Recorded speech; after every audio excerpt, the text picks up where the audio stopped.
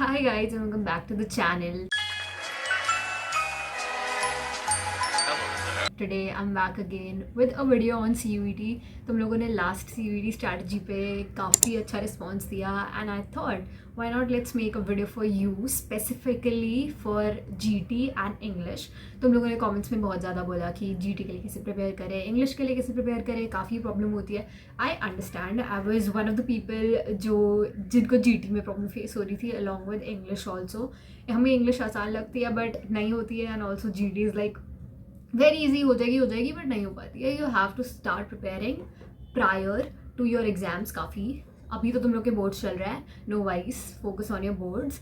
जैसे ही बोर्ड्स खत्म होते हैं उसके बाद एक स्ट्रैटेजी का आइडिया तुम्हें पता होना चाहिए. That is why this video. So make sure that you like the video and subscribe to the channel. We are on 1K and hoping to get 1.5K as soon as possible. तुम लोग subscribe करोगे तो हो जाएंगे. So let's start with the video.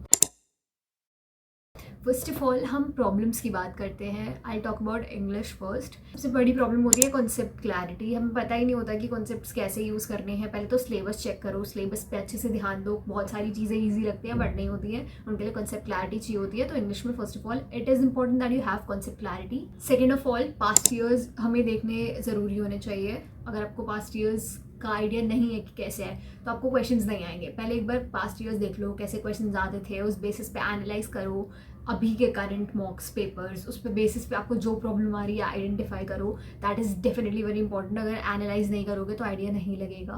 Confusion बहुत होती है. मेरे टाइम पे जब आई गेव माई एग्जाम काफ़ी सिमिलर ऑप्शंस थे, बहुत कन्फ्यूजन हुई थी क्योंकि ऑप्शंस अलग होते हैं बट द वर्ड्स का difference make the question very complex. Make sure वो कन्फ्यूजन आप दूर कर पाओ. उसके लिए आपको आइडेंटिफिकेशन एंड एलिमिनेशन टेक्निक्स का आइडिया लगना चाहिए. That is very important. That comes with practice. Time management तो बेसिकली हर सब्जेक्ट में होती है बट इंग्लिश में इट इज़ वेरी इंपॉर्टेंट क्योंकि कॉम्प्रिहेंशंस काफ़ी बड़े होते हैं. मेरे टाइम पे कॉम्प्रिहेंशंस ईजी थे but the comprehensions were very long. ठीक है, तो इतने लेंदी होते हैं. पहले तो पढ़ो से फिर आंसर करो. जनरली इतना ईजी नहीं होता है. भले ही कॉम्प्रिहेंशन ईजी हो बट क्वेश्चंस को अटेम्प्ट करना डिफिकल्ट हो जाता है because you have to maintain your focus the entire time. तो टाइम मैनेजमेंट की प्रैक्टिस तभी हो पाएगी जब आप और ज़्यादा मॉक्स अपनी प्रैक्टिस करोगे. Coming to the solution, concept clarity के बारे में तो मैंने तुम्हें बता दिया. वर्बल एबिलिटी के क्वेश्चंस होते हैं, एंटोनिम्स सिनोनिम्स होते हैं, वो इजी नहीं होते हैं. They are difficult to approach. So make sure that your concept clarity is there when you are practising your mocks के पेपर्स. डायरेक्टली मॉक्स पे मत चले जाओ, पहले कॉन्सेप्ट्स क्लियर करो फिर आप जाकर मॉक सॉल्व करो ताकि आपके लिए ईजी रहेगा. नेक्स्ट इज प्रैक्टिस करे बिना तुम लोग सीधा एग्जाम में चले जाओगे, कोई सॉल्यूशन नहीं मिलेगा. You won't be able to solve those questions.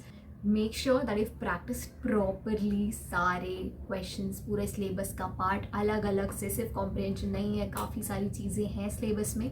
So make sure that you know to the syllabus and उन्हें प्रैक्टिस कर रहे हो अच्छे से. फिर मॉक्स करना, जितने मॉक्स कर सकते हो उतने मॉक्स करना. टाइम लगा के करो मॉक्स क्योंकि टाइम लिमिट होती है. उस टाइम लिमिट पे इधर नहीं करोगे तो कहीं ना कहीं जाके आपका क्वेश्चन छूटेगा. छूटने पे ज़्यादा दुख होता है जितना गलत करने पे होता है. So make sure that you are doing the practice of the mock tests. Now let's come to GT.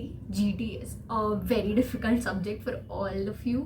I understand. नहीं पता होता है GT, पहले कभी नहीं किया है. इंग्लिश तो तब भी एक सब्जेक्ट था हमारे 12th में, हमें आइडिया है कि इंग्लिश में कैसे करना है. GT, what is GT? We haven't even heard about it.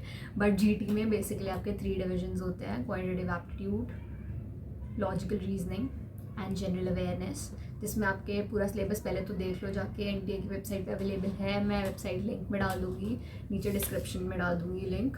And you have to go check पहले सिलेबस अच्छे से. सिलेबस का आइडिया ही नहीं है तो कैसे करोगे. Coming to the problems, diversified syllabus, 3 divisions हैं उस सब्जेक्ट में. उसमें इतने सारे टॉपिक्स हैं कि तुम कैसे कर पाओगे. ये तो हम नहीं सोचते कि हम एक महीने में, हमारे पास एक महीने का टाइम है, इतने सारे टॉपिक्स हम कैसे करें.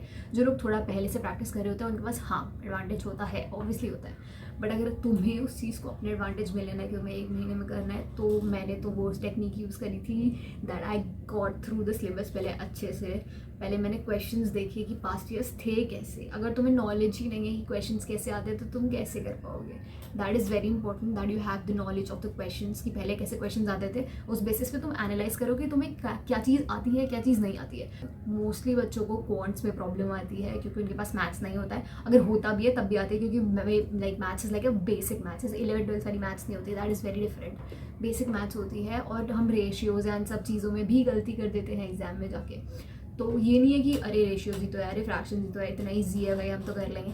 इतना ईजी नहीं होता है। You have to first of all go through the concepts, दोबारा से रिवाइज करो, उसके क्वेश्चंस करो, क्वेश्चन बैंक्स आते हैं। I tell you about the resources further in the video. Concepts clear रखो। आफ्टर दैट हमें ऐसा होता है कि हमारे पास बहुत कम रिसोर्सेज हैं, हम किससे प्रैक्टिस करें, हमारे पास बुक्स नहीं हैं। You have to get trustable resources for GT, and to solve this problem here's Oswald Books. Oswald Books provide you with all the 3 divisions of general test, which is general awareness, logical reasoning and quantitative aptitude. तीनों books उनके पास available हैं with all the concepts which are coming in the exam.